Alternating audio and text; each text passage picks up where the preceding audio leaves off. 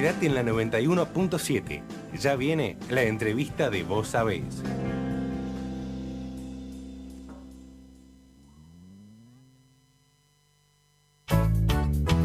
Vos sabés cómo te esperaba. Bueno, acá estamos en la segunda hora de este último programa del año 2015, acá en Radio Estación Sur, en el programa nuestro se llama Vos Sabés. Mi nombre es Lorena Ribot, estoy acá con Rosario Asperué, con Belén Castrillo, con Soledad Gili, con Juliana Nachile del otro lado del vidrio y Ernesto Méndez en la operación técnica. Este es nuestro equipo, el equipazo del día de hoy. Este último programa, vuelvo a repetir, aunque no va a ser la última vez que suene este programa en Radio Estación Sur, porque durante todo diciembre seguiremos emitiendo los viernes, programas ya emitidos, pero bueno, valga la redundancia, pero vamos a estar presentes.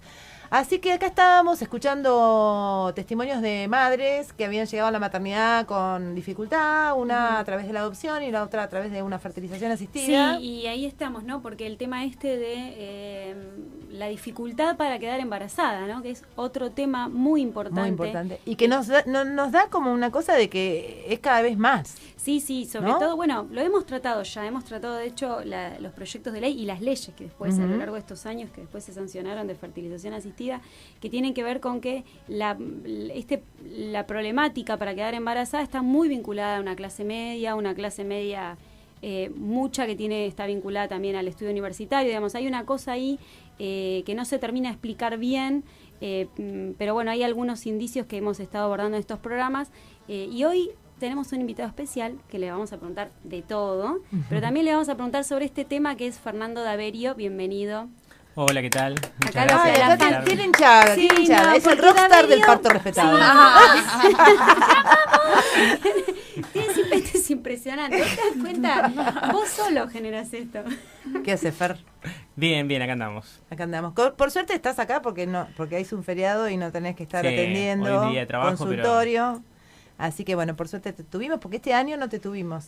Sí, no he te podido hemos tenido venir. En todos los años, pero menos en este año. Hemos tenido tu Justo equipo. El horario del programa. Pero hemos tenido gente de tu equipo en distintos programas. Sí, así que Barbie, hemos estado. Andrea Neira. Sí. Bueno, Sebastián. Sí, Sebastián, ahí está. Sí. Bueno, porque como ya muchos que nos escuchan y muchas chicas que nos escuchan ya saben, Fernando trabaja con un equipo en el marco del parto respetado, esperando y acompañando los tiempos biológicos y fisiológicos de las mujeres a la hora de parir, tanto él como obstetra, y tanto las parteras que lo acompañan, y el médico, en este caso pediatra, que es Sebastián Celi. Igual son 3 pediatras. Ahora son 3. Sí. Bien, se aumentó el Está equipo. Muy bien. Está bien. Bueno, ¿qué pensás, Fernando, de esto a Fernando se le fue la silla para abajo porque estás en la silla maldita, pero no importa. No es para hacerte sentir pequeño, no es para hacer. No es violencia de género esto. Con razón me dijeron, sentate en esa silla. ¿Qué pensás de esto que estaba diciendo Rosario referente a de la dificultad para embarazada? Claro, embarazarse, ¿cuáles son las causas de esto, no? Y si vos ves que hay cada vez más casos, menos. Es difícil poner las causas en una cosa o en algo en particular, digamos. Quizás eso más el camino que ha seguido la ciencia hasta ahora, de buscar la causa fisiológica específica para encontrar la solución específica. Y en realidad lo que sí podemos decir es que es multicausal, que hay muchos aspectos que están en juego para que sea posible un embarazo. Así como para que sea posible el parto espontáneo, digamos. Que el sistema fisiológico que hace posible el embarazo también es el mismo sistema que hace posible la gestación, el parto y la lactancia. Es un sistema que depende de niveles hormonales en la sangre, y que cuando estos niveles hormonales no están digamos equilibrados, no es que no funciona, pero funciona con más dificultad. Y podemos reconocer quizás los mismos factores que hacen difícil un parto en los que hacen difícil que una mujer se quede embarazada, ¿no? Y en la posibilidad de quedarse embarazada, encima influyen también los mismos factores en el hombre. A diferencia del parto, en el que el hombre, si lo dejamos afuera, el parto no influiría mucho. Sí, no. Pero para el embarazo se necesita que en los dos se den ciertos equilibrios hormonales, que digamos no dependen de problemas fisiológicos. Dependen de situaciones, de entornos, de ambientes ideales para que se liberen adecuadamente. Igual que en el parto. Entonces, cuando estas condiciones no se dan, las hormonas no se liberan como se tienen que liberar y la posibilidad de ovulación es más difícil. La posibilidad de que el óvulo sea fecundado por el espermatozoide es más difícil también, porque el espermatozoide tiene que llegar hasta el óvulo y para eso tiene que capacitarse en el pasaje a través del útero. El útero tiene que colaborar mucho con la llegada del espermatozoide hasta el lugar del óvulo. Una vez que se encuentran, el óvulo tiene que implantarse y se tiene que dar una serie de procesos que van, digamos, enganchados entre sí y que tienen que funcionar bien, porque si no el embarazo no se da. Y cuando el cuerpo funciona como tiene que funcionar, el embarazo es muy posible, es casi muy difícil evitarlo, digamos. Claro. Y si nosotros, porque la gente seguramente, los que no tienen mucha idea en relación a cuáles son los factores que condicionan el parto, por ahí se preguntarán cuáles son estas condiciones, pero para simplificar, y un poco coincide con esto que vos decías, que un poco se ve cierta relación con la clase social, yo diría que tiene que ver mucho con el equilibrio emocional. Esto, de alguna manera, es una lectura fácil de los niveles hormonales en sangre. Y el equilibrio emocional podríamos resumirlo diciendo que si una persona pasa la mitad del tiempo de su vida estresada, pero la otra mitad en calma y tranquilidad, es muy probable que pueda concebir un hijo, gestarlo, parirlo y criarlo. En cambio, si el tiempo bajo estrés es más que el tiempo bajo un estado de calma y tranquilidad y disfrute, es muy probable que sea más difícil. Y nosotros sabemos que el trabajo es uno de los principales focos de estrés, que las exigencias, las responsabilidades, las tareas a resolver y demás aumentan el nivel de estrés y por lo tanto afectan el equilibrio hormonal. Esto es una forma de resumirlo, ¿no? Pero podemos sumar otros estados emocionales que producen el mismo desequilibrio, como por ejemplo el miedo y el enojo. Y por otro lado, la ausencia de periodos de calma y tranquilidad. Cuando uno no tiene periodos de calma y tranquilidad, el cuerpo no puede resolver los conflictos que se fueron acumulando durante el periodo de estrés. Y el periodo de calma y tranquilidad es un periodo de sanación también.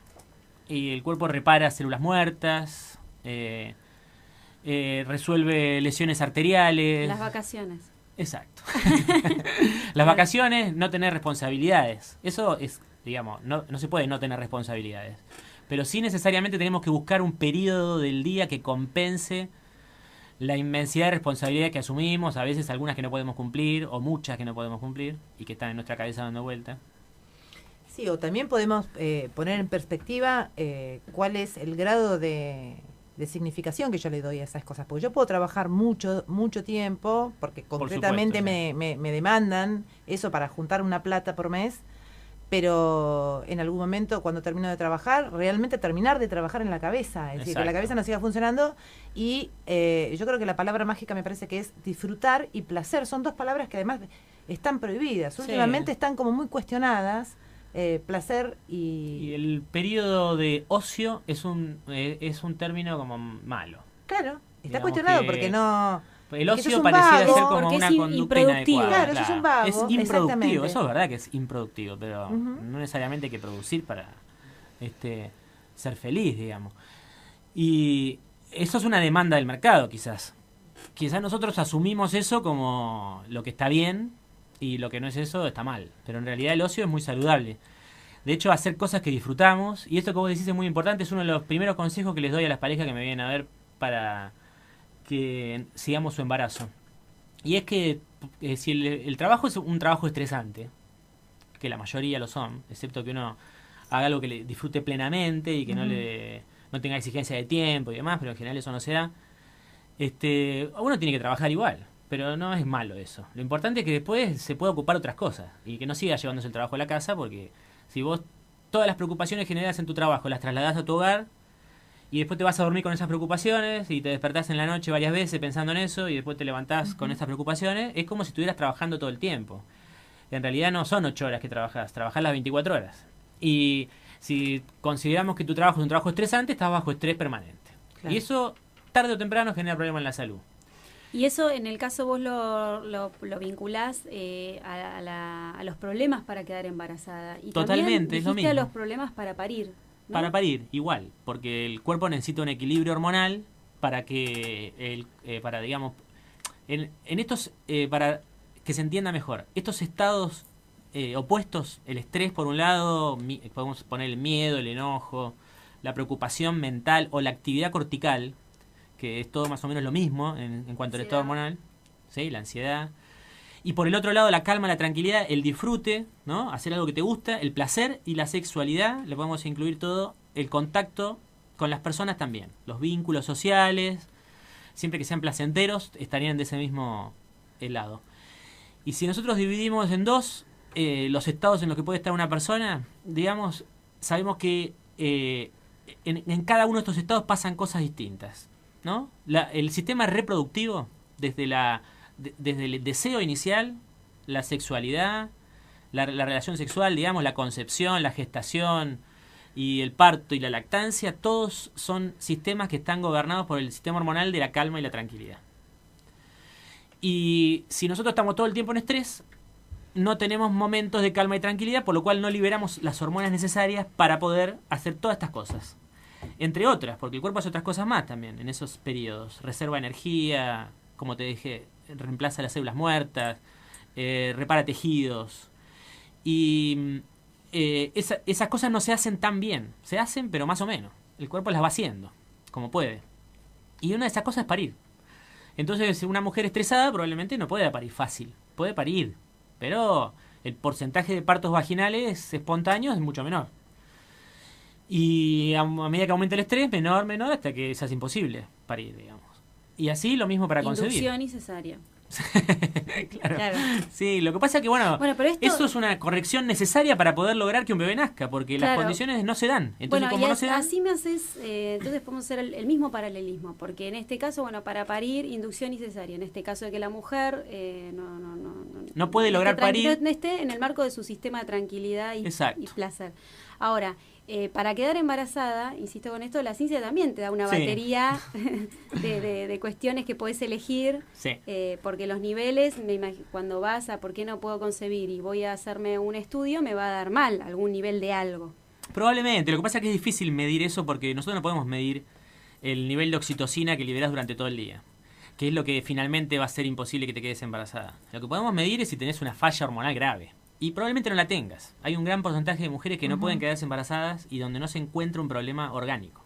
Perdóname, pero es cierto, y la mayoría de los tratamientos hoy se hacen con parejas que no tienen diagnóstico, ¿no? Es decir, que no quedan embarazadas. Claro. El diagnóstico no se sabe. Pero Se se hacen el tratamiento, se llama. Claro, que es la que no tiene diagnóstico. Claro, tal cual. Y en realidad no es que no hay un problema real, hay un problema real ahí. Pero lo que pasa es que pero quizás... y estos tratamientos ¿no profundizan también el problema en cierta medida? ¿No ponen Justo bajo mayor estrés a esa pareja? Justo te iba a decir que esto en realidad podemos hacer una diferenciación con el parto, porque en el parto quizás está muy naturalizada digamos, la intervención para que el bebé nazca y no estresa tanto a la gente que tenga que pasar por eso, digamos. Y la gente entiende como normal que le pongan oxitocina, que le saquen al bebé por cesárea, etcétera. En cambio, en el parto todo el mundo entiende como normal que si se tiene relaciones se tiene que tener un hijo. El embarazo. El embarazo, perdón. Y el hecho de ir al médico te hace sentirte realmente muy enfermo, digamos. Vos no podés tener un hijo, que es lo que se espera que puedas tener. Entonces ahí sí, hay mucho más estrés. Ya cuando llegas al médico ya estás muy estresado. Y ni hablar cuando empiezan los estudios y una cadena de estudios interminable y después intervenciones que son carísimas. Sí, la ansiedad. Y todo eso aumenta el estrés y hace mucho más difícil la posibilidad de quedarse embarazada también. Y mientras hablas pienso en la cantidad de parejas que quedaron embarazadas después de dejar 10 años de tratamiento. Eso es como una Casos regla. cercanos, sí.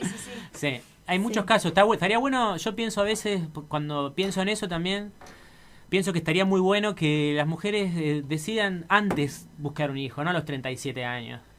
y que cuando vean que no puedan y se hagan los estudios y decidan abandonarlo también tempranamente, como para A poder los realmente estudios, quedarse. claro. Después van a quedar Eso quiero embarazadas. decir, ¿qué les recomiendas? a esas Porque pasan parejas? muchas mujeres que arrancan a los 38 años a buscar hijos, ven que no pueden, empiezan a hacer estudios, hacen una inseminación a los 40 y se hacen una fertilización asistida a los 41 y después cuando logran decir, bueno, no me puedo quedar embarazada, realmente no se pueden quedar embarazadas.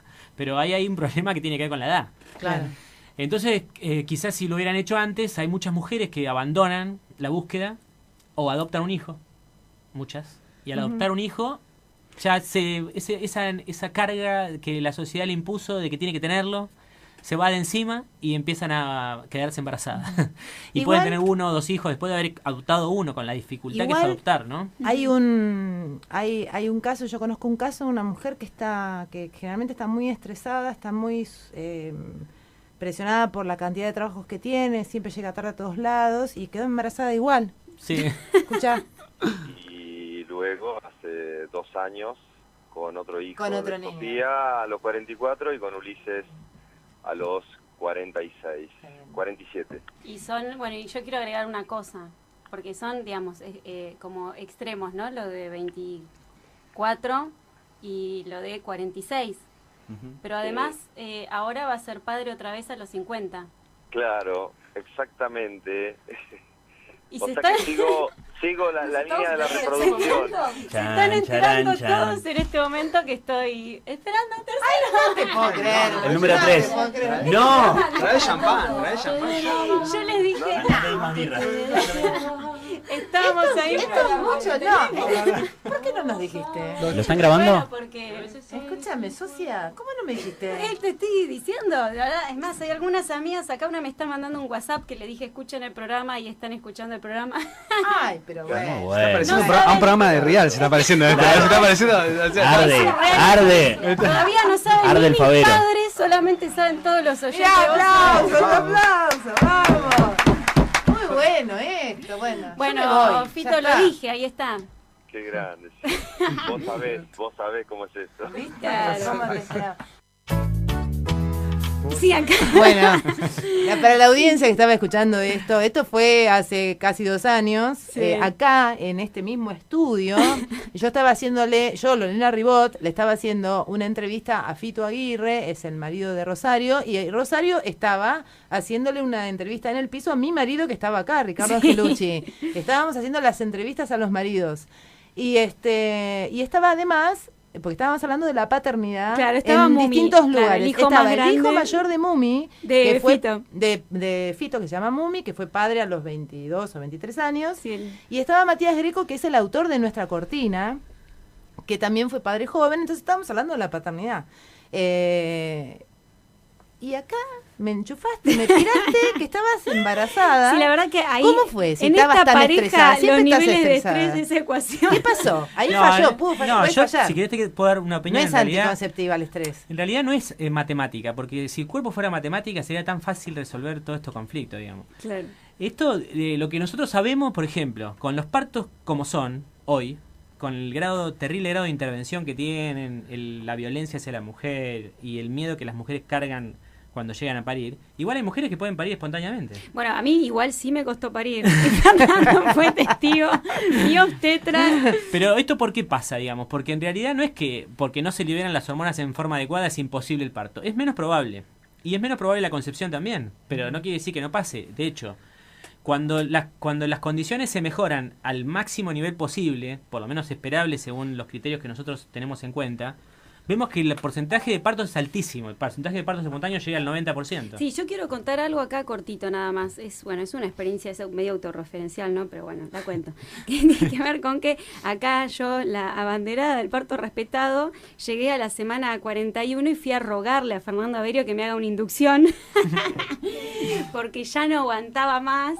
Y ya hacía cuentas, ¿no? De que ya tendría que haber parido. Fito había suspendido no sé cuántos viajes ya esperando que naciera Salvador. Y ahí diría Fernando. Claro, y entonces yo tenía encima todo el estrés Exacto, acá sí. de que, bueno, Fito estaba postergando viajes, de que todo el entorno estaba y no nació, se me estaba acabando casi la licencia, bueno, y todo ese estrés realmente yo no lo paría, Salvador. Y me acuerdo que fui a lo de Fernando un sábado y le dije, ¿por qué no me haces la inducción? Nos dejamos El hinchar problema con es que esta te invita farsa. ahora, No, en por realidad, favor. claro, lo llamé por teléfono y Fer me dice, no, ¿por qué no te venís acá? Y me abrió en la computadora un gráfico que me dice, mira, este es el porcentaje de mujeres que paren a las 38 semanas, ¿no? Tanto. Este es el de las 40, 41, 42, 40 y 42, dice, y 43 no existe, dice. O sea que ya está. O es ahora o es la que viene. No hay más posibilidad, me dice Fer, así que bueno, tranquila, relajada. Es cierto, volví súper relajada el sábado a mi casa y el lunes lo parí. Y sí, y eso pasa en muchos casos, perdón, pero esto de la espera del parto, que es normalmente la ansiedad de que la mujer lleva en ese momento, depende mucho del entorno, sobre todo el entorno más cercano. Sí, lo ¿no? charlamos siempre eso. El ¿Y entorno cuándo familiar, demás. Entonces yo siempre les recomiendo también que traten de no comentar a todo el mundo que la fecha de las 40 semanas es tal, sino que cuenten la de las 42 como la fecha probable de parto. Claro. Y eso resuelve un montón de problemas, porque el estrés lo Es manejan impresionante. mucho mejor las madres, porque tienen información, que el entorno que las atemoriza, Y digamos. también yo escucho mucho que dicen, no, pero el bebé es grande y van a ser antes. Yo no sé si es una idea que se ponen No. ellas en la cabeza, No. porque los médicos no te la transmiten. No creo que llegue a la fecha. Entonces ya... Eso es un poco se sostiene en las ecografías que por el tamaño del bebé te dicen la fecha probable de parto. Entonces Claro, te la pero- corren, te lo van corriendo por la medida que tiene el bebé. Pero claro, no. pero bueno, eso también abona a esta teoría que tenés vos de que tendrían que decir la fecha de la semana 42, así se deja hinchar todo el entorno y vos también relajás como Sí, futura y aparte mamá. que nadie le va a cargar el miedo en ese momento. Entonces las mujeres Claro. terminan pariendo siempre antes de lo que los demás esperan. Y eso Claro, es mucho más pero esa tranquilizador. ansiedad te juega en contra y esa cuestión de que no, es gigante y puede llegar a nacer antes, que yo, desde que estoy en el programa por ahí soy mucho más consciente de esa situación y que las voy escuchando y digo, pobres, porque se les pone en la cabeza que van a ser 3 semanas antes de la fecha porque calculan que el bebé es muy grande y no va a suceder. Entonces yo te diría que trabajar el estado emocional, sobre todo al final del embarazo, es uno de los puntos más importantes. Y yo creo que, bueno, en ella pasó un poco eso también, que aparte de hablar de la frecuencia de partos en cada gestacional, hablamos de muchas cosas para lograr tranquilizar, porque en realidad nosotros sabemos que gracias a la tranquilidad el parto finalmente comienza. Y esto lo vemos muchas veces. Por ejemplo, una panza chiquita. Hacemos una ecografía porque queremos ver si el bebé está bien. La ecografía se la hace a la semana. Ve que el bebé está bien y al otro día empieza el trabajo de parto. Y eso no es casualidad. Y eso pasa mucho. Así como pasa que las mujeres dejan de buscar y se quedan embarazadas, también pasa que se dejan de preocupar porque el parto no empieza y finalmente empieza. Por lo cual este aspecto, digamos, emocional tiene mucho que ver con la fisiología en la función reproductiva, mucho más que en otras funciones del cuerpo, ¿no? Vamos a hacer una tandita musical, ¿eh? Nos separamos un cachito y enseguida volvemos con más Fernando de Averio. ¿Sí? Vamos, Dale.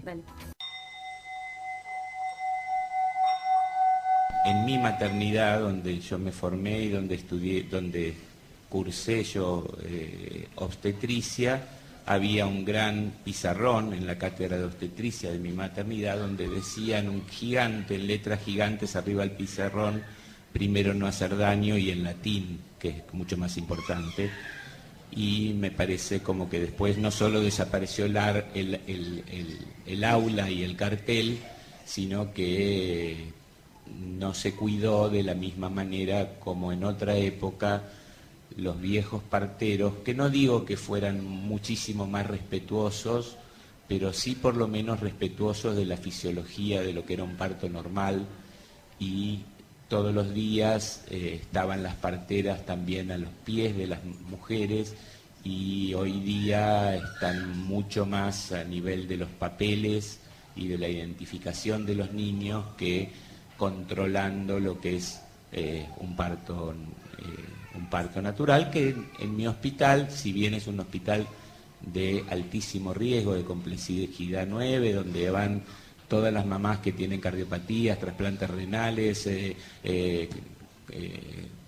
enfermedades gravísimas a parir, hay alrededor, no sé, más o menos alrededor del 30% de cesáreas, entonces si bien sigue siendo mucho, para la población que atendemos es bastante bajo comparativamente con el índice de cesáreas a nivel, ni que hablar del privado, ¿no? Y a nivel de pediatría, yo creo que lo que está muy mal es un poco en medicina la focalización del saber a la especialización, ¿no? El doctor Esbarra, que es el que hoy se llama la ex Casa Cuna, Hospital Esbarra, decía que el que pediatría sabe, ni pediatría sabe. Como que solo pediatría sabe, ni pediatría sabe, porque es necesario saber antropología, sociología, humanismo, biología, sociología para ser un buen pediatra. Y hoy día un poco toda la focalización en la medicina hacia la especialización hace que los médicos estén permanentemente buscando la patología y no respetando la normalidad. Y muchos no saben ni siquiera qué es lo normal. Y es mucho más común la variación dentro de la normalidad que la patología. Y entonces se patologeniza todo y entonces hay que intervenir como médico. Cosas que no son enfermedades, sino que son ciclos normales del embarazo, el parto, el puerperio y la lactancia, que es lo que a mí un poco mi ocupación principal en este momento y desde el banco de leche del Hospital San Martín. ¿Vos sabés cómo te esperaba? Bueno, la persona que estábamos escuchando era Gustavo Sager, nuestro amigo Gustavo Sager, el pediatra referente acá en lactancia materna, acá en La Plata, provincia de Buenos Aires y la Argentina y el mundo, ¿por qué no? Amigo de todas nosotras, amigo de las mujeres que quieren dar la teta. Pero también amigo del parto respetado, porque desde su mirada como médico pediatra, bueno, también hace una crítica, habla de que, bueno, que ellos juran, ustedes, ¿no? Ustedes los médicos, el principio es primero no dañar y, bueno, y a veces eso no se tiene mucho en cuenta. Y también habla de el aspecto que el pediatra solamente por estudiar fisiología y anatomía no se constituye como un buen pediatra, porque tiene que estar atravesado por otros conceptos sociológicos, antropológicos, que es un poco lo que vos venís diciendo, Fernando, respecto a esto de la emoción, ¿no? Porque pensar que tenemos acá un ginecólogo, obstetra, que me está hablando de cómo me siento, en vez de decirme si tengo dilatación, es como medio raro, ¿no?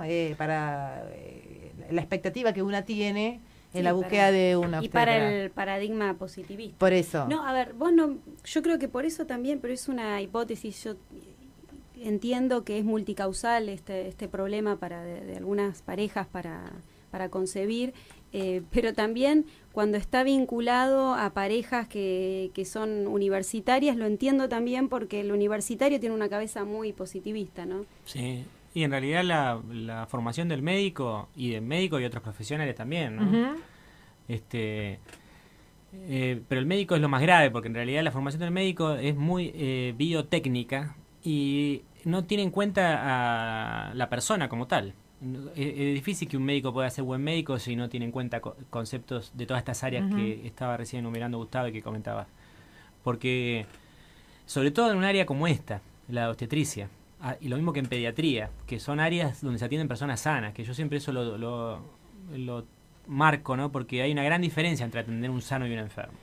El enfermo tiene un sistema que está funcionando mal, entonces quizás tendremos que encontrar una solución. Pero en el sano tiene un sistema que está funcionando bien, entonces tenemos que hacer todo lo posible para no interferir en ese sistema. Claro. Entonces el acercamiento debe ser distinto. Y no se puede atender a una persona sin considerar que es una persona. Porque en la formación del médico es exclusivamente pensando en la fisiología de los órganos. Y en ningún momento se tiene en cuenta el aspecto humano. De hecho, la transformación del médico biotecnológico pasa por una etapa de médico humanista, si se quiere, que considera a la persona como persona. Uh-huh. Y que finalmente puede pasar a ser un médico holista cuando tiene en cuenta no solamente a la persona, sino a todo el entorno que influye en la salud de esa persona, ¿no? Y esto ya, digamos, está muy estudiado, pero lo que no ha cambiado es la currícula de estudio del médico. El médico se sigue formando de la misma manera. Y tampoco, sí, perdón, ¿no? dale. Pero tampoco ha cambiado la cabeza de la sociedad, que va a pedir el médico. En realidad la sociedad consume ese médico academicista, que receta, que pide estudios y que te dice lo que te va a pasar, ¿no? Eso es una crítica que nosotros hacemos desde el espacio de Gimnasia para Embarazadas, cuando hablamos con las mujeres, siempre decimos eso, chicas, bueno, ¿qué es lo que queremos? ¿Qué es lo que ustedes quieren? Le estamos pidiendo todo al médico y no nos estamos dando cuenta qué nos pasa, el útero es nuestro, el bebé dentro de la panza es nuestro, ¿cómo está puesto el bebé? ¿Qué sé yo? Fíjate, ¿dónde te patea? Y me patea acá arriba, y bueno, será que está acá y no en otro lado, porque si vos lo sentís, será que es cierto eso que sentís. Esa escisión entre lo que siento y cómo lo interpreto después, me parece que es una de las cosas que hace que sigamos escribiendo, suscribiendo y alimentando este sistema perverso de la atención de los partos y alimentando la violencia obstétrica, poniéndonos en manos de... Sí, pero para ir un poco contra eso, ¿no? Está, bueno, la responsabilidad social, cultural de la sociedad toda, ¿no? Pero lo que tiene que ver con la formación, que era un poco lo que vos hablabas. Vos das clases en la facultad de medicina. Yo daba clases en la facultad. Ah, opa, ¿qué pasó? Lo echaron. ¿Era muy radical? Sí, en realidad sí. Lo que yo, digamos, es difícil, no vamos a hacer un análisis personal ahora de la situación, porque no es el tema, pero lo que pasa es que yo creo que el espacio de formación universitario no está preparado para estos cambios todavía. Porque como decía recién Lorena, en realidad hay un tema cultural que supera la formación del médico. En realidad los médicos no son responsables de este problema en que digamos cómo la sociedad se acerca al nacimiento y a todo lo que implica el nacimiento. Eso es una idea que tenemos nosotros como sociedad porque hemos aprendido de chicos que el cuerpo es una máquina y que hay que meterle por un lado comida y por el otro lado sale. Y en realidad no es así, el cuerpo del ser humano no es una máquina. Lo que pasa es que no son todas las culturas iguales. La cultura occidental tiene una idea muy acabada sobre esto. Pero hay otras culturas que tienen otras ideas sobre el funcionamiento del cuerpo, sobre la biología. Y que entienden claramente que nosotros no somos solamente un montón de células que funcionan independientemente de las demás. Que somos la suma de todas ellas y una persona en sí, ¿no? Y que... tenemos sistemas que están integrados, que no podemos estudiar una cosa separada de la otra. Pero bueno, la formación del médico actualmente es así. Y en relación a mi participación en la formación del médico es un poco difícil, porque yo me traté de acercar y la verdad que no se puede incluir esto porque es un cambio de paradigma. Y todavía no está, digamos, en el esquema de la currícula universitaria no está contemplado este concepto. Durante toda la formación del médico, yo estudié medicina 7 años y nunca me hablaron de emociones, nunca me hablaron de vínculos entre personas, nunca me hablaron de nada de eso, me hablaron solamente de cómo funcionan las células, y está muy bien eso, pero lo tenemos que saber, pero no es todo, digamos. Entonces es muy difícil insertar estos conocimientos dentro de la facultad, ¿no?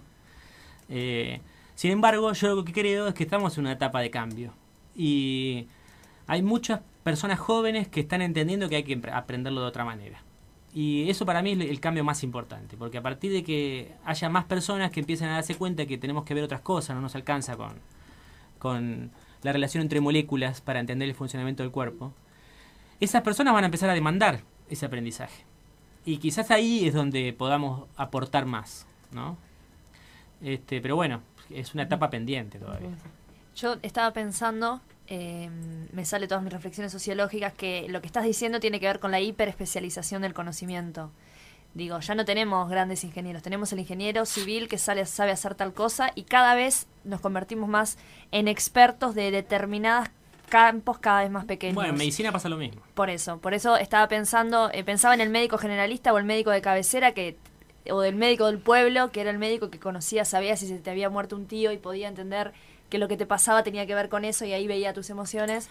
Y me parece que va por ese lado y pero que lo que estás pidiendo es una integralidad que va en contra del sistema y que lo que estás marcando desde hoy tiene que ver con esto, con que el ocio es improductivo porque tenemos la cabeza formateada por un sistema de que tenemos que ser productivos todo el tiempo. Claro, entonces es una ruptura muchísimo más grande que simplemente... Pero no es que yo no pienso que tenemos que sacar a los especialistas. Yo creo que hay que seguir mejorando los grados de especialización.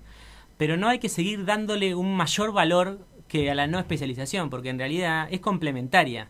Yo no puedo atender con precisión, digamos, una fractura de un metatarsiano, porque yo no soy especialista y no corresponde que la atienda. Lo que yo puedo quizás es acercarme a una mujer embarazada o no embarazada que lo está buscando a su hijo para entender un poco más cómo son todos los procesos que están alrededor de ella y ayudarla a transitar por ese camino. Pero si tiene una fractura de un metatarso, yo la voy a tener que llevar con un especialista en mano, un traumatólogo especialista en mano.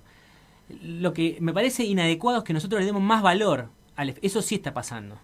Hoy en día, el médico cuando se forma, aparte de formarlo, se lo forma en relación a la valoración de las especialidades. Y cuando, por ejemplo, un residente empieza la residencia en obstetricia, se le empiezan a transmitir conocimientos con grado de valor. Entonces, primero se les transmiten los que tienen menor valor, en teoría, y eso es una transmisión implícita, digamos, en el aprendizaje. Y vas a tener oportunidad de participar en una cesárea que parecería ser el grado más complejo de aprendizaje y por lo tanto el de más valor, cuando hayas aprendido todo esto, que nosotros ya lo hacemos. Y entonces el mismo médico, cuando está aprendiendo, le da un valor determinado y aprende que estar esperando que salga la placenta es el paso más bajo y menos importante, y que hacer la cesárea o hacer una histerectomía es el paso más alto. Entonces ya le está dando un valor implícito al aprendizaje y después lo pone en práctica de esa manera. Yo creo que la especialización es importante y necesaria, que la ciencia es un gran beneficio para la sociedad y que tenemos que seguir trabajando para mejorarla, pero no tenemos que darle más valor del que tiene, ¿no? Hay que darle valor adecuado en su justo lugar. El enfermero no es menos importante que el médico. Sin embargo, preguntarle a alguien si esto que digo es así. Fernando, ya cerrando este último programa nuestro del 2015 y hablando de valores, de valoración, no de valores, de valoración, queremos compartir con vos y con la audiencia a dos grandes mujeres, dos madres de Plaza de Mayo, que charlaron con nosotros en algún momento de este año, hablando sobre la valoración que tienen ellas sobre la maternidad. Dale. Con nosotras vienen mujeres, nos acompañan, que no fueron madres, nunca parieron hijos, y sienten como una madre la desaparición. O sea que caminan como nosotras madres, pero bueno, no tuvieron hijos, ni los van a tener porque son todas grandes. Sin embargo, optan por venir acompañándonos. Así que es un sentimiento ser madre. Y además, si biológicamente tenés un hijo, bueno, tenés otro compromiso más. Pero igual el sentimiento es el mismo. ¿Qué clase de mujer sos vos? ¿Cómo te definís? Una mujer común que tuvo una familia unida, una familia que justamente cuando llegó lo peor para mí, afortunadamente mi madre ya no estaba, pero mis hermanas fueron solidarias, me acompañaron en todo lo posible. Tuve posibilidades, no muchas, tenía que elegir estudiar de maestra o de maestra, ¿viste? Pero como también era difícil políticamente empezar a trabajar, el profesorado del Jardín de Infantes me dio la posibilidad, pero lejos de mi familia y todo eso. La maternidad, ser madre. Es una bendición. Yo digo siempre, ¿por qué las madres salimos a la calle? Todas las que salimos. Porque fuimos fieles a lo que nos dio la naturaleza. La naturaleza nos dio la maravilla de dar vida. Y eso no podés romperlo. ¿Cómo vas a dejar solo a tu hijo? si nació de vos.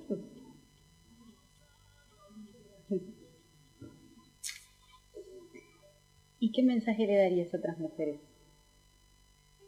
Que sean mujeres. Bueno, ahí estábamos escuchando. Nora Cortiñas primero y Adelina de Alayes después, emocionadísimas. Vos, Rosario, la entrevistaste en persona a las dos. Sí. Bueno, un honor, ¿no? Un honor que hayan pasado por este programa. Sí, bueno, como Estela de Carlotto también, que Sí. pasó en su momento por acá, y cuando le dijimos, Estela, ¿cómo hacemos para que se reglamente la ley? En su momento ella... Organícense, Claro, ustedes y luchen. peleen por lo que quieren, luchen. Y ustedes luchen. Y Claro. ¿Qué te va a decir, Una no? genia, Una es luchadora. genia, es unas genias. Y luchamos, y este año se reglamentó. salió la reglamentación, que es un paso más, ¿no? Y bueno, y en este último programa lo queríamos traer también a Fernando Averio, porque es una persona muy importante para nosotras, y para nosotras y para un montón de mujeres, porque es un eslabón más que nos ayuda a dar un paso más en este camino hacia el respeto. Y bueno, y agradecemos mucho que esté acá y que esté aportando desde su lugar al cambio, ¿no? Sin ni hablar. Tenemos ahí gente que nos está saludando. Sole, ¿vos tenés? Sí, lo tenía. Ahora, dame un Teníamos segundo. a Josefina del Castillo, que estaba ahí. Sí, y a Natalia Ibarlucía, que dice que acá estamos con Lu dormida en el pecho y Nico en la panza, cumpliendo 32 semanas, escuchando este último programa. Besos, chicas. Y Josefina, que nos manda un beso a todas y le encantó también el programa. Bien. Bueno, tenemos que también agradecer en este último año a nuestras columnistas, que fueron Adriana Spinelli, partera de la ciudad de Mar del Plata, a Cristina Jiménez, que es obstetra de la ciudad de Rosario, a Florencia Espolidoro y a Lucrecia Carpinetti, que ambas son integrantes de la Liga de la Leche de acá de La Plata, a Guadalupe Baldazo, que es asesora en lactancia, también es compañera de la ONG y hizo su columna de lactancia también, y me estoy olvidando de alguien. Y De no, nuestras columnistas habituales, una Sí. vez por programa teníamos alguna de ellas Sí. colaborando con un espacio, así como, bueno, como estuvo durante todo el año Sole, en algunos programas Ana Clara Sosa, haciendo la columna periodística. Bueno, Sí, bueno, y hoy mencionaste también a Mirta Videla, a Susana, que nunca me va a salir el apellido. Eso, dale. Schuschmitter. Dale, Schuschmitter. Ahí está, bueno, y tantas personas que pasaron por acá y nos enseñaron tanto. sí, ¿no? y ni hablar a cada uno de los entrevistados que vinieron a dar su opinión sobre algún tema en particular. Las madres, con sus relatos. Los relatos fundamental, porque bueno, siempre decimos lo mismo, ¿no? No hay partos sin mujeres embarazadas, así que son las verdaderas protagonistas, los partos son nuestros. Y gente como Fernando, vos ¿cómo te referiste hoy? No te referiste a atenderle el embarazo, Sí. ¿cómo dijiste? Y no sé, acompañarlas durante el embarazo. Acompañarla como durante el dije. embarazo o Seguirlo. seguir el embarazo. Sí. Y las palabras no son una pavada, las palabras son ingenuas. no son ingenuas, las palabras marcan, encasillan o abren puertas.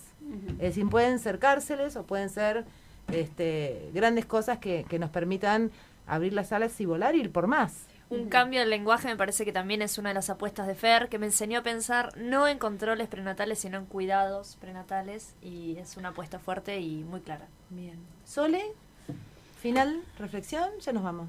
Disfruté mucho compartir este año con ustedes, aprendí un montón, disfruto mucho de las entrevistas como por ejemplo la de hoy de Fernando, porque sigo aprendiendo a pesar que ya tuve mis hijos hace varios años.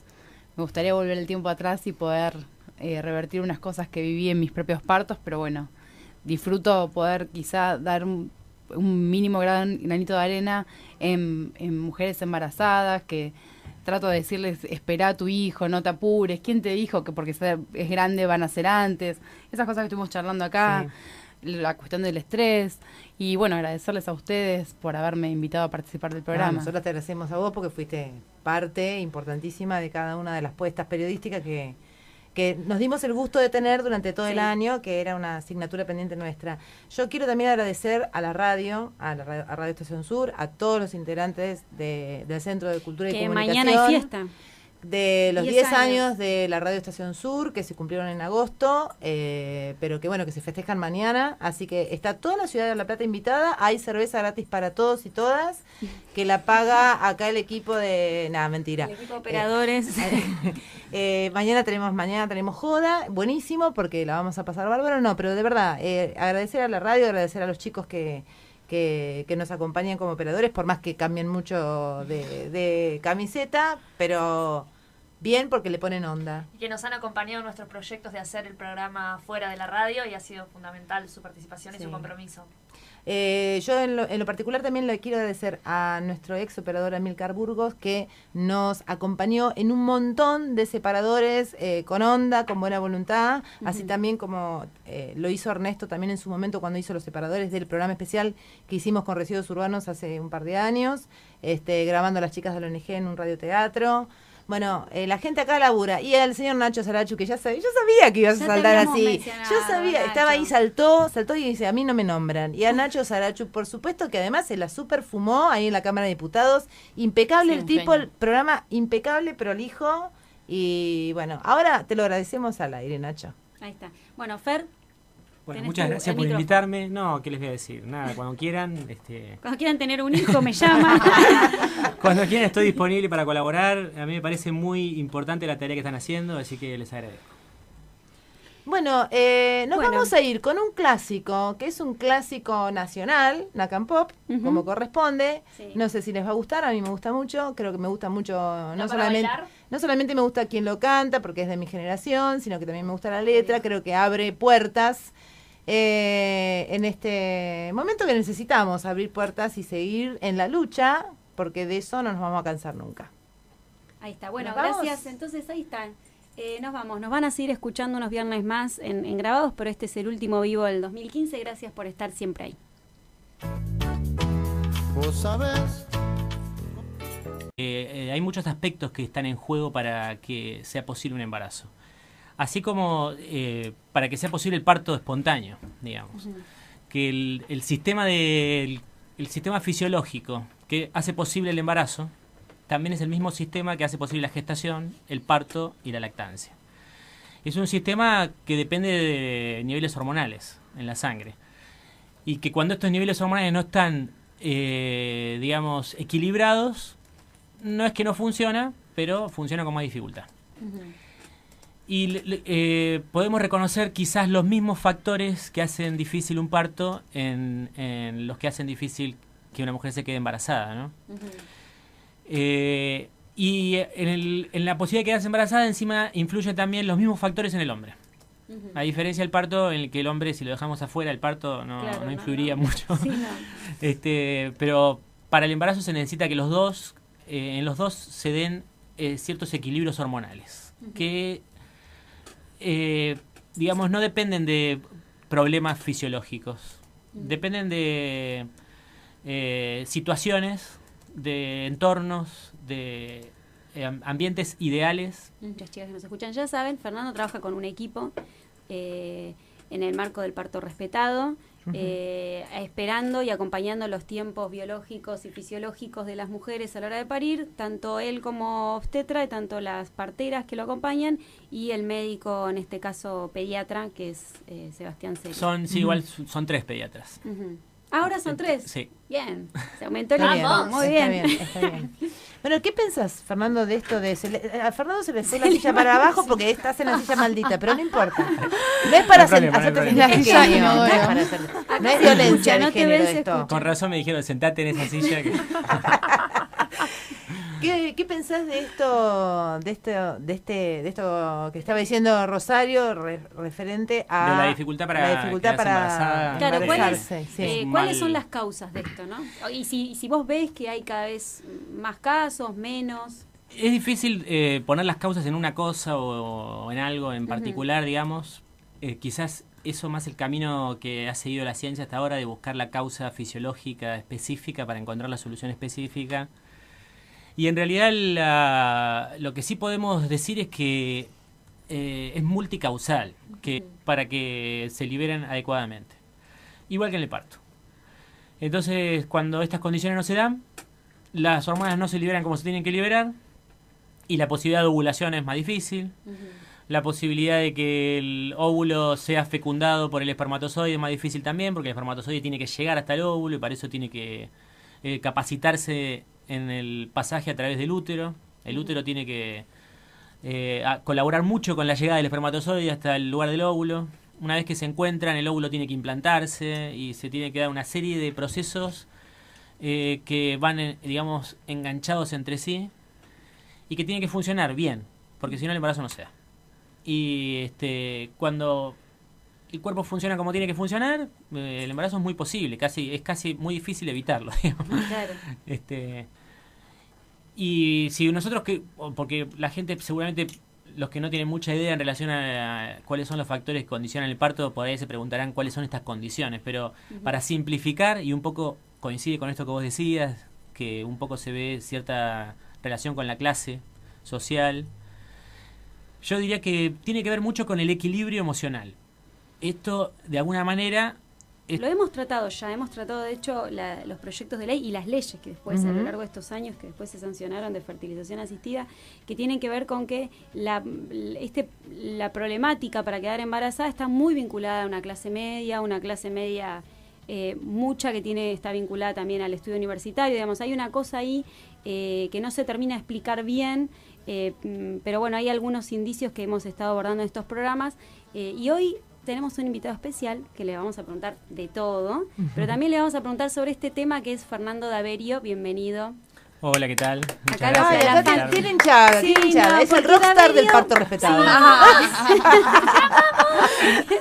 Tiene siempre, esto es impresionante. ¿Vos te das cuenta? Vos solo generás esto. ¿Qué hace, Fer? Bien, acá andamos. Acá andamos. Por suerte estás acá porque es un feriado y no tenés que estar Sí, atendiendo hoy día de trabajo, consultorio. Así que bueno, por suerte te tuvimos, porque este año no te tuvimos. Sí, no he Te podido hemos tenido venir. en todos los años, pero menos en este año. Hemos tenido tu Justo equipo. el horario del programa. Pero hemos tenido gente de tu equipo en distintos Sí. programas. Sí, así está que hemos Barbie, estado... Andrea sí. Neira. Bueno, sí, Sebastián. Sí, Sebastián, sí, ahí está. sí. Bueno, porque como ya muchos que nos escuchan y muchos... Quédate en la 91.7. Ya viene la entrevista de Vos Sabés.